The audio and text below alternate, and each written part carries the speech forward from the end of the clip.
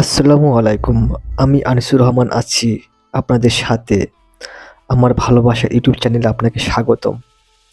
আজকে আমরা চিড়িয়াখানা দেখতে এসেছি। এই যে আমার বড় ভাই একটু ভাব নিয়ে দাঁড়িয়ে আছে, কাকে যেন খুঁজতেছে। যাক, আমি একটু ভাব নিয়ে ভিডিওটা করতেছি। এখন এখানে টিকিট কাটতে হবে। এই যে আমি টিকিট কেটে ফেললাম ৳৫০ দিয়ে। এখন ভিতরে প্রবেশ করতে হবে। তার জন্য আমি সিরিয়াল ধরছি। সামনে মহিলা মানুষ মাইন্ড করতে পারে, তাই ক্যামেরাটা একটু নিচের দিকে করলাম। এই তো আমি ঢুকে পড়লাম অবশেষে চিড়িয়াখানার ভিতরে।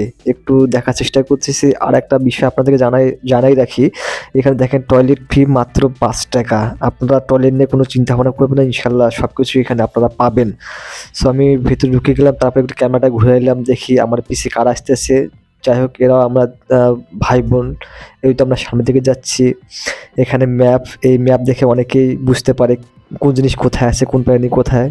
আমরা অতখানি বুঝি না, তাই আমরা সামনের দিকে যাচ্ছি। এখানে এতগুলো লোক কেন?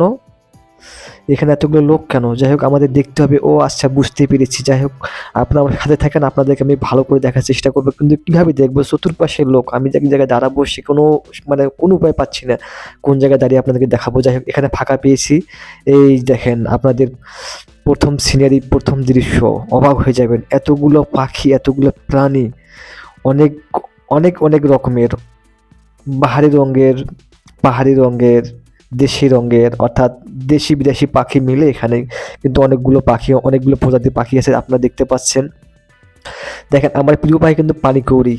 এই যে কালো পাখিটা পানিকৌড়ি। তারপর অনেকগুলো আছে, বগ আছে, আচড় আছে। মানে কোন জেলায় কোন পাখির নাম কি সেটা জানি না, কিন্তু আমাদের দিনাজপুরে যা বলে আমি তাই বললাম। সো আমরা দেখতে পাচ্ছি এখানে অনেকগুলো পাখি এলোমেলো হয়ে আছে। মানে কেন এরকমটা হচ্ছে আমি আপনাদেরকে বলি।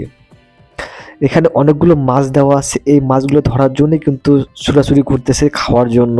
প্রতিযোগিতা, মানুষের মতো পাখিরও প্রতিযোগিতা। আমার আসলে কিন্তু খুব ভালো লাগতেছে যে পাখিগুলা খুব সুন্দরভাবে উড়াউড়ি করতেছে। একে অপরের সাথে ইয়ার্কি মশকরা করতেছে। এদিকে দেখতে পাচ্ছি লোকজন একেবারে অস্থির হয়ে এদিক ওদিক ঘুরতেছে দেখার জন্য। আমি আবার ফোকাস করতে দেখলাম একটা পাখি, মানে আচ্ছরা একটা মাছ ধরে সে উড়াল দিল। তার মানে তার বাচ্চা হয়েছে কি তা জানি না, কিন্তু উপর দিকে ফোকাস করতে পারলাম না, তার জন্য দেখাইতে পারলাম না।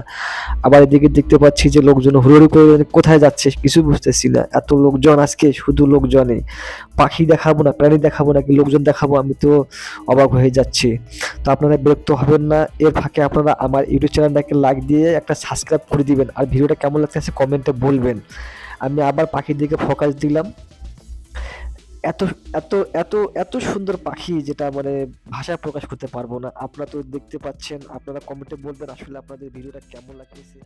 আমি আশা করি ভিডিওটা আপনাদের অনেক ভালো লাগবে। ভালো লাগার একটা ভিডিও।